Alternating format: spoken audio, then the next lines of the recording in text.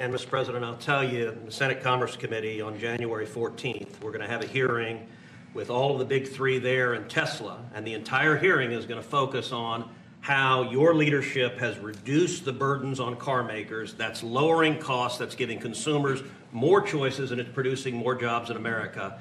And it's highlighted that's a real record of success. Yeah, well, it's an honor. And, you know, they were going by California. We had like 2 different countries, California and 15 that followed California, because you had 15 states follow California. And the rules from California were just like everything else. That's why people are leaving. That's why it's such a mess. There's a state with such unbelievable potential. But what they did with the car industry is incredible. And that was, you know, the car companies didn't know what to do because they had 2 standards, and you can't build 2 different cars for the same country. And what we're doing today is very big. Would anybody like to say something? Would you like to say something, my friend? I just want to say thank you. Thank you.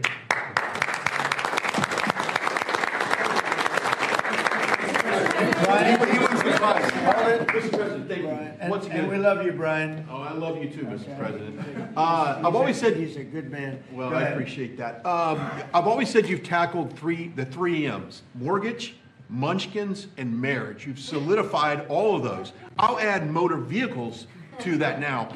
My question, I got one about consumer confidence. We just came off on the record high Black Friday, up 9.1%. Record high, highest ever, biggest amount ever purchased in one day. Yep. Which I think counters this narrative of affordability, because apparently the Americans are spending money. So I want to see, how do you view that for a consumer confidence being so high going into Christmas and going into next year? And I do have one for the auto group after you. Yeah, I just think that we have tremendous confidence in the country. You know, one of the things in terms of confidence, if you go back a year and a half, you know, it's amazing, we're like into 10 months already, but you go back a little bit before the election, because after November 5th, it started changing rapidly, even though we weren't running it until January 20th. But when you look back and you look at the enlistment of soldiers, people that wanted to join the military, the Army, Navy, Air Force, Marines, Coast Guard, it's like booming, it's all Space Force. But we had the worst recruitment in the history of our country. A year later, we have the greatest recruitment in the history. You can't even get in. Getting in is like getting into a top college that you couldn't get in. People want to be in the service now, and that includes the police and firemen, other things. You couldn't hire police. You couldn't hire anybody in the Army or the Navy. You couldn't get people in. And we now have gone from that to record recruitment. We're getting high quality people, amazing people, wanting to be in the military. They have spirit now, you know, call it what you want, but that's part of it. But they have great spirit now. It's a great thing. Go ahead, ask your second question. Okay, my second question, I've got a lot of close family friends that are in the automotive business, own dealerships all across Southern California. They sent me a question to ask you. There's a thing called a mileage blocker that is installed on vehicles. It's a type of a computer chip which alters the actual mileage driven on the vehicle, so that when you have a leased vehicle that's turned in, they're losing thousands of dollars. They've got to go chase down these manufacturers. What can we do to track down these manufacturers of this illegal computer chip that's really hurting the automotive industry? Have you heard about this? Yes, sir. They're getting built in China, and most of them are coming out of Great Britain, sir. They're being distributed through China, through distributors selling them online through Great Britain. Yes, sir. Wow, that's not so good. What do you think? Look at that. Do you, Bernie, do you know anything about that? It works on older vehicles, and obviously, we got to do a better job. Yeah, I think it's something I've never heard of it. Very good. We never heard of it. That's pretty good. Mr. President, you released video of that first boat strike on September 2nd, but not the second video.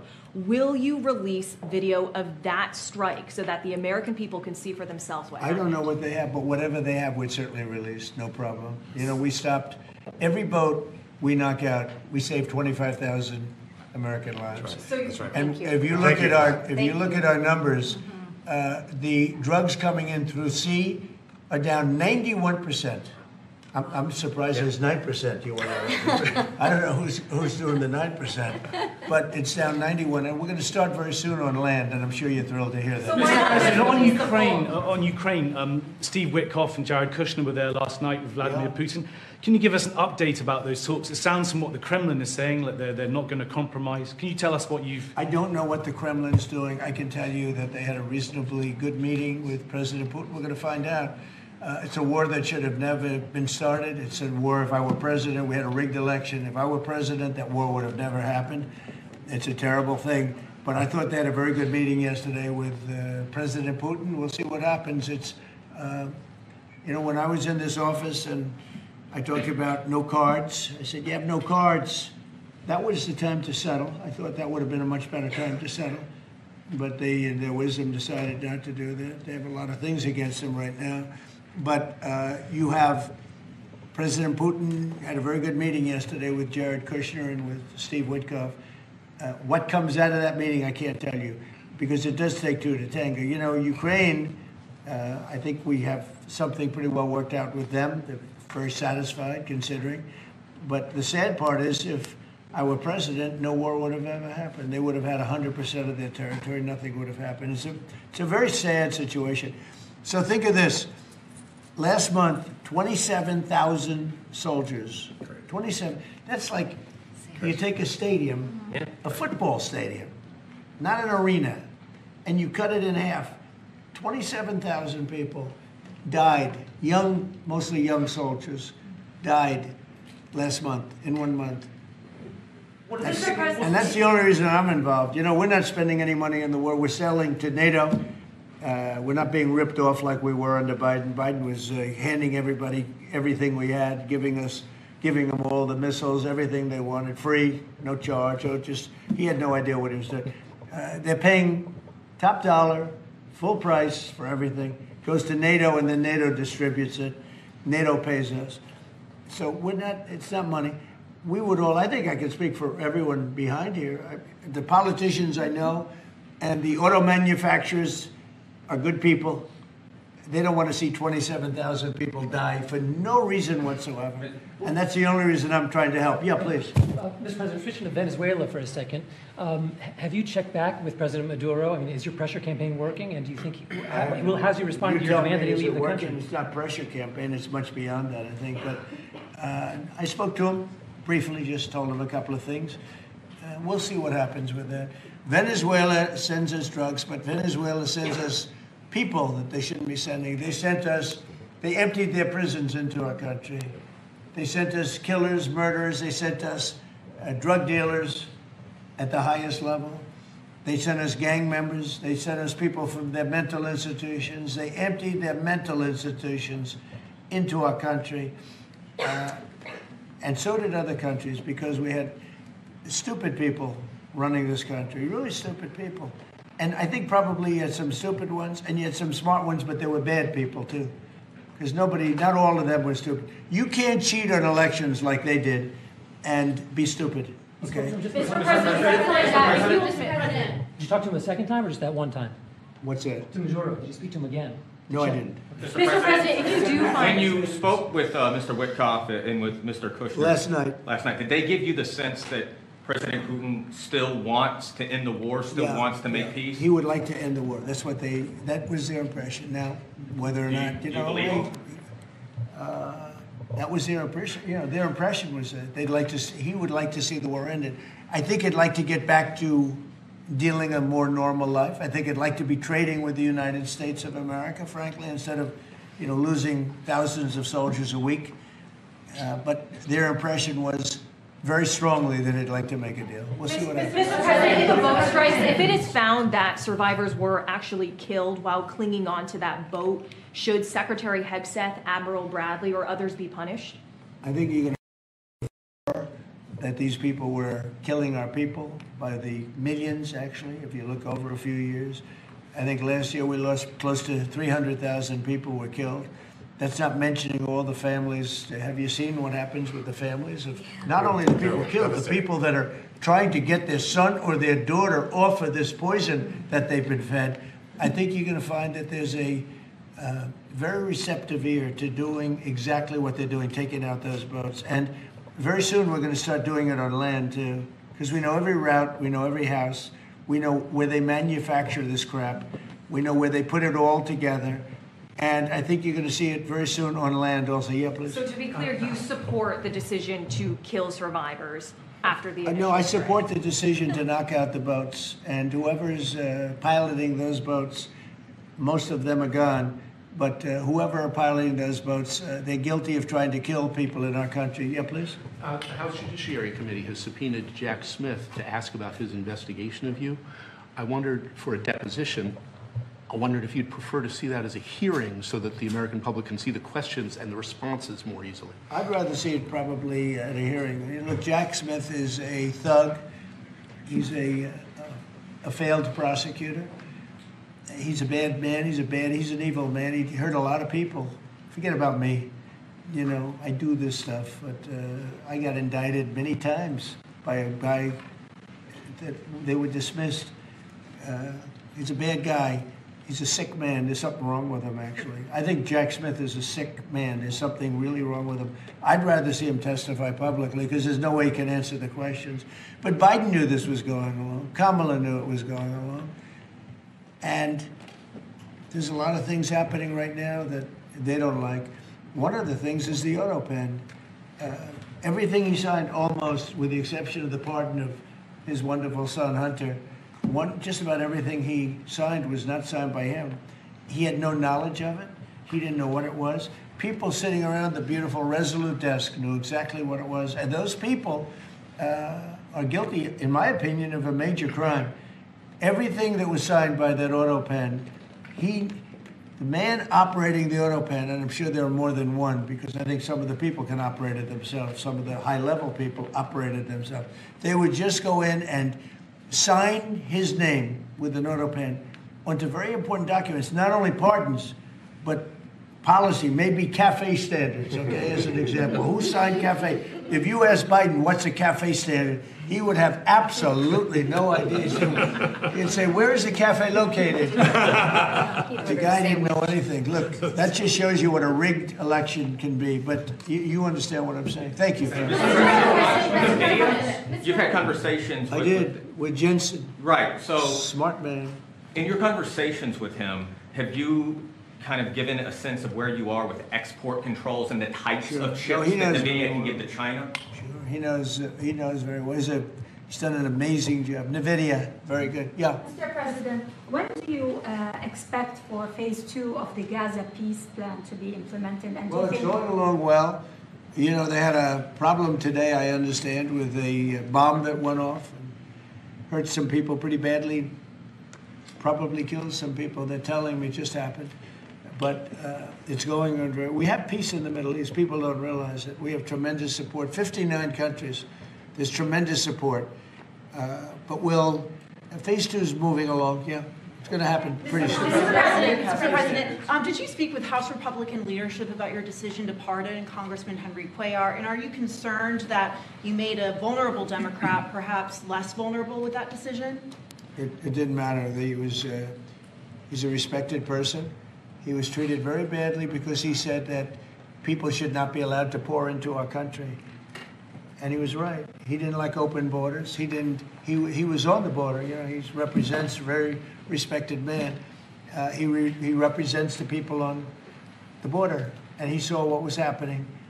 And as soon as he made that statement, I then said, I'll bet he gets indicted. And that's what happened. You know, I put out my truth from that. Well, I did a truth.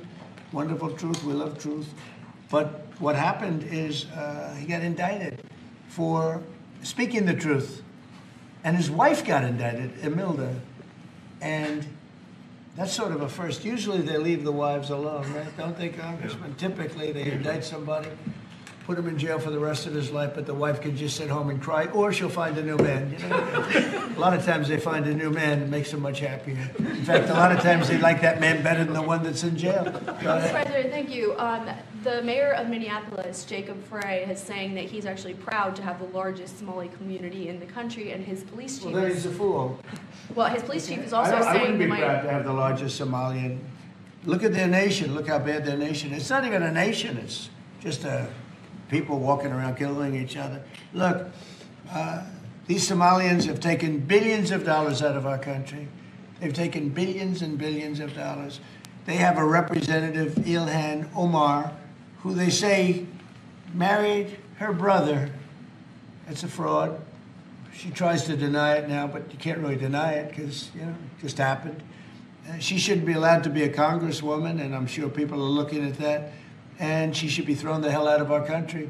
And most of those people, they have destroyed Minnesota, okay? Minnesota, you have an incompetent governor. You have a crooked governor. He's crooked as hell, but he's incompetent. Walz he should be ashamed. That beautiful land, that beautiful state, it's a hellhole right now. And the Somalians should be out of here. They've destroyed our country. And all they do is complain, complain, complain. You have her. She's always talking about the Constitution provides me with... go back to your own country and figure out your Constitution. All she does is complain about this country. And without this country, she would not be in very good shape. She probably wouldn't be alive right now. So Somalia is considered by many to be the worst country on earth. I don't know. I haven't been there. I won't be there anytime soon. I hope. But what Somalia, what the Somalian people have done to Minnesota is not even believable. It's not even believable. And a lot of it starts with the governor. A lot of it starts with Barack Hussein Obama, because that's when people started coming in. And you have to have people come in that are going to love our country, cherish our country. They want to kiss our country goodnight. They talk about our country. We want them to pray for our country. This is not the people living in Minnesota. And she's a disaster. She should not be, and her friends shouldn't be allowed. Frankly, they shouldn't even be allowed to be congresspeople, okay? They shouldn't even be allowed to be congresspeople because they don't represent the interests of our country. Anybody else? Mr. President, the automakers spent billions on meeting the Biden EV rules. Should they be able to recoup that somehow, given the change? And there's a question about the doing it. No. I'm not letting them recoup. They're going to do just fine. You know how they recoup? From this point forward, they'll do very well. Can you also talk about the USMCA and what you're thinking about renegotiating that with the automakers? Well, that's just an ongoing thing.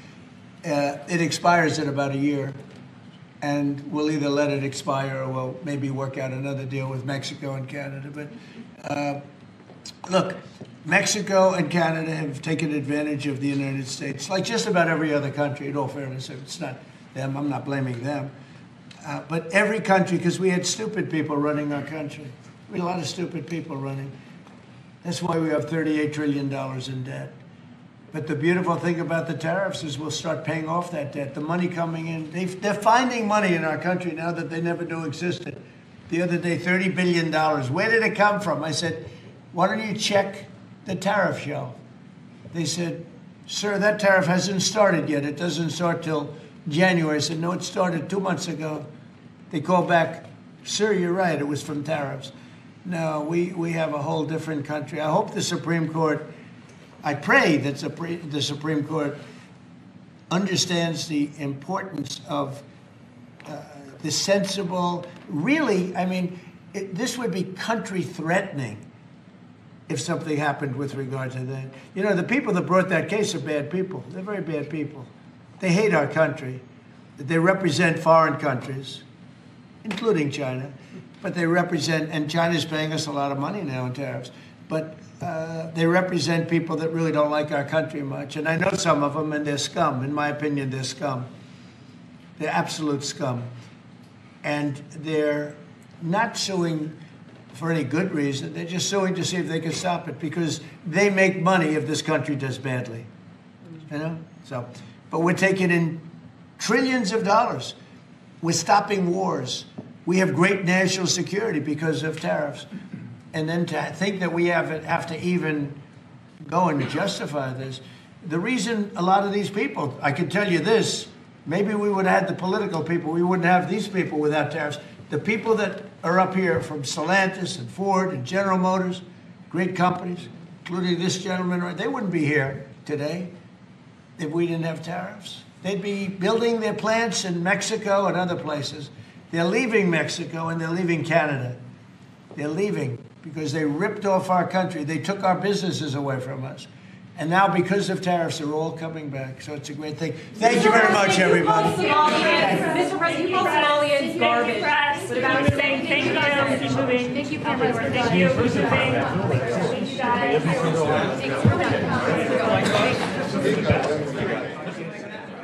से गुफ्तगू कर रहे थे। आप गुफ्तगू मुलाज़ा कर रहे थे। अमेरिकी सदर डोनाल्ड ट्रंप व्हाइट हाउस में मीडिया से गुफ्तगू कर रहे थे। न्यूज़ स्टूडियो से फिलहाल इतना ही।